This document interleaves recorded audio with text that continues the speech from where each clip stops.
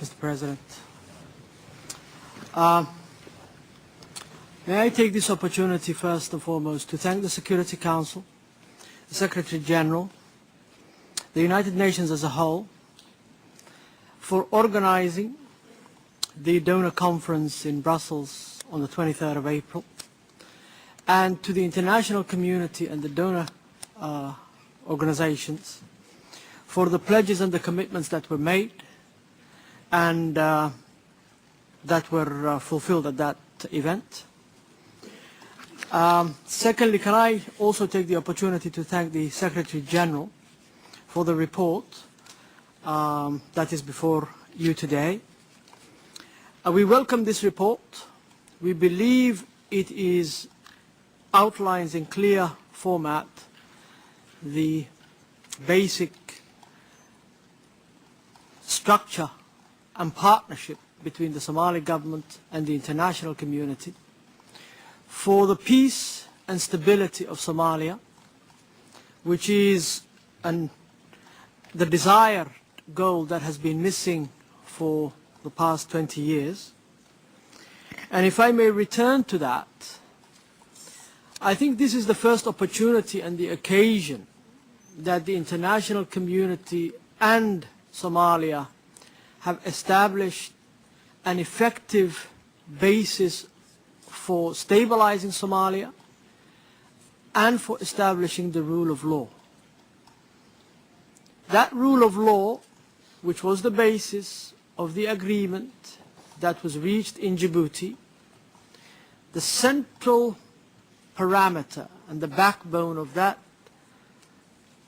policy is peace. This is what we have sought. This is the basis on which the President was elected, the Cabinet named, the ministers authorized.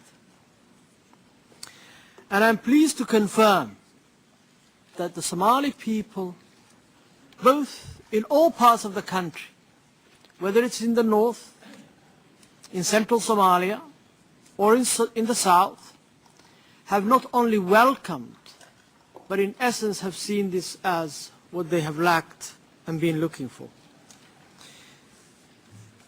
We therefore welcome the report, and we are fully ready, willing and able to work with the Secretary General, the United Nations and its organizations to implement these proposals for the empowerment of the Somali security forces, the capacity building of the institutions of governance, and the expanded ability of AMISOM.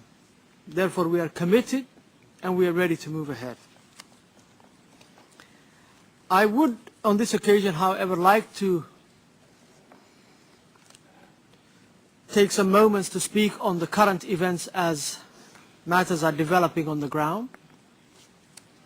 I left Mogadishu on Friday afternoon, and these events started on Wednesday evening.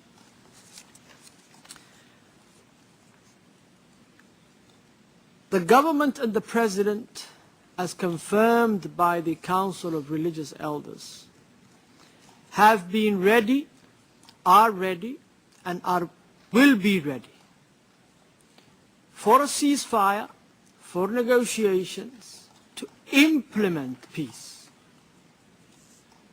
We have never left any opportunity with any party, whether they're in the country or outside the country, to remain outside the process or to remain unengaged by us. If we take the current leadership of the opposition, namely Hizbul Islam and Hassan Dahir Awais, Dr. Awais, we have sought every opportunity, including the past 3 days, personal contact with him to find out what it will take to stop the bloodshed. That is our only requirement. Stop the bloodshed, but let us talk. our door is open. We are not making preconditions. Our difficulty, Mr. President, has been throughout the past 3 months that we cannot get an answer. We have sought, since the election of the President on the 30th of January, we have sought Mr. Awais, we have sought Hizbul Islam, we have gone to every part of the globe. And we have offered our table and our hand for that purpose. But if we are not able to get a response. We are therefore left in silence with all that we see that is happening today in Mogadishu, with all the bombs and all the firefights that are going on, as our only answer. The past week has been the only reply that we have received. Yet our commitment is the commitment that we made to the international community and to the Secretary General on behalf of the Security Council, that we are for the rule of law, for the re-establishment of the institutions of the state, for good neighborliness with our neighboring countries in the sub-region, for the respect of human rights, structured and implemented by the organs of the state, and for the respect of all faiths, which is the basis of the Sharia law. The Sharia respects every faith. And there is no compulsion in faith. That is the way we have implemented it. So we remain committed to that program, and we will not be dislodged. The issue, though, remains: what is the answer that we can expect, and what is the answer that the world can expect from the opposition? We have sought in every opportunity to engage them,